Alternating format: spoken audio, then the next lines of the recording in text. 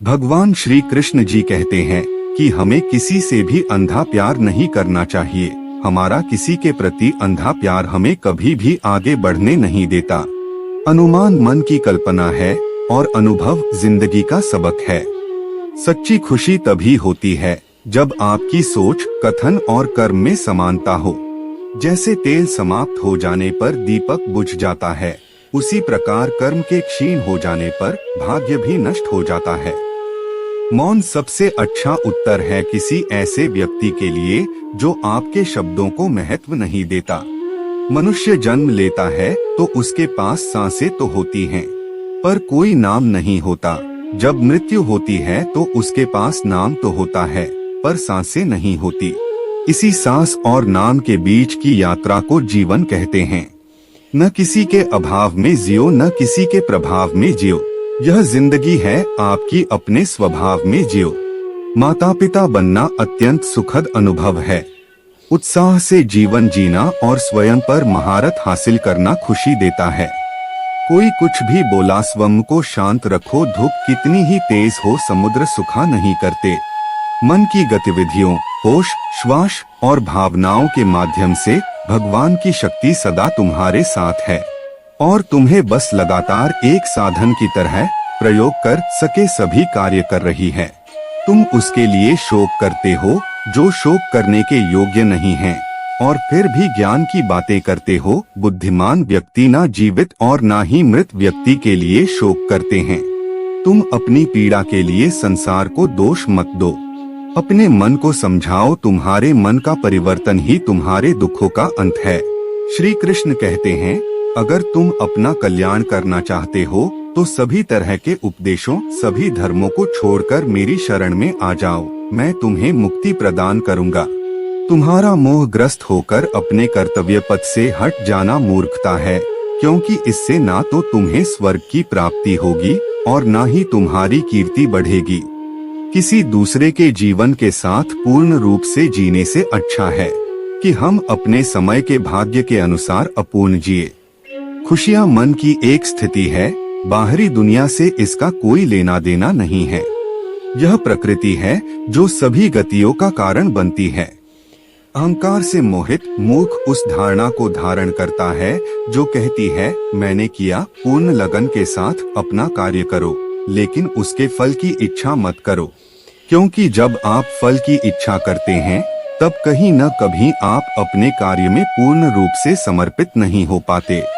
बीता हुआ कल जीवन को समझने का एक अच्छा मौका है और आने वाला कल जीवन को जीने का एक दूसरा मौका। जब मेहनत करने के बाद भी सपने पूरे नहीं होते तो रास्ता बदलिए, सिद्धांत नहीं, क्योंकि पेड़ भी हमेशा पत्ते बदलता है, जड़ नहीं। मित्र गरीब है या अमीर मायने नहीं रखता, बल्कि वो आपके बुरे समय में आपका साथ कितना देता है यह मायने रखता है। इंसान चाहे जितना भी खुद को व्यस्त रख ले, जिससे वो प्रेम करता है उसकी यादों से नहीं बच सकता। जब आप दूसरों के लिए अच्छा चाहते हैं तो वही अच्छी चीजें आपके जीवन में वापस आती है। यही प्रकृति का नियम है।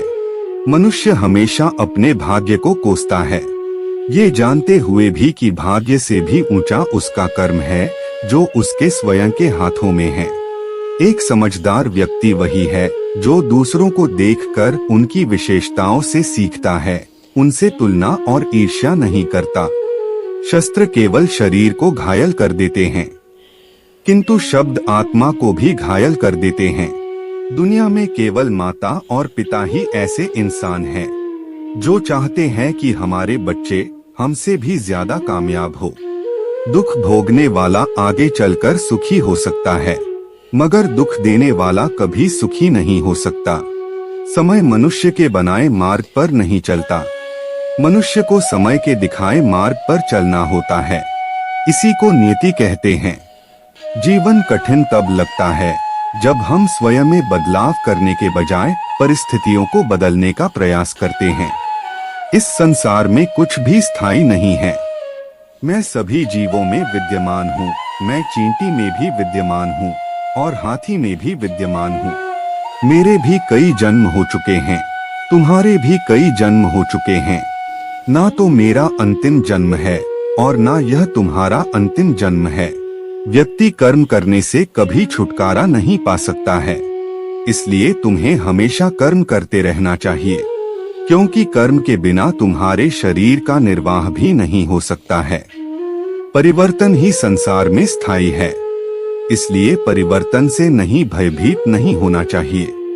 जो लोग दूसरों की सहायता करते हैं, ईश्वर उनकी सहायता करते हैं। जब यह संसार ही स्थायी नहीं है, तो इस संसार की कोई वस्तु कैसे स्थायी हो सकती है। आत्मा शरीर को वैसे ही छोड़ देती है, जैसे मनुष्य पुराने कपड़ों को उतारकर नए कपड़े धारण कर लेता है। मन शरीर का हिस्सा है। सुख दुख का एहसास करना आत्मा का नहीं, शरीर का काम है। प्लीज दोस्तों, ऐसे ही ज्ञानवर्धक वीडियो देखने के लिए अभी सब्सक्राइब करें हमारे चैनल को और वीडियो को लाइक शेयर जरूर करें। जय श्री कृष्णा दोस्तों।